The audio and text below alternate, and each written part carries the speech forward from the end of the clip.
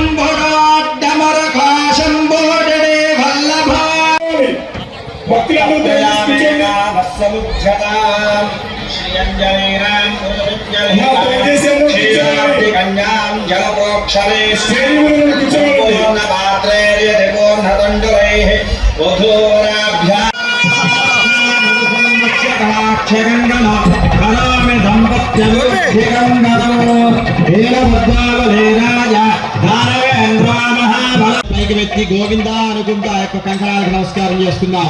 Edukondalavada Venkataramana Govinda Govinda.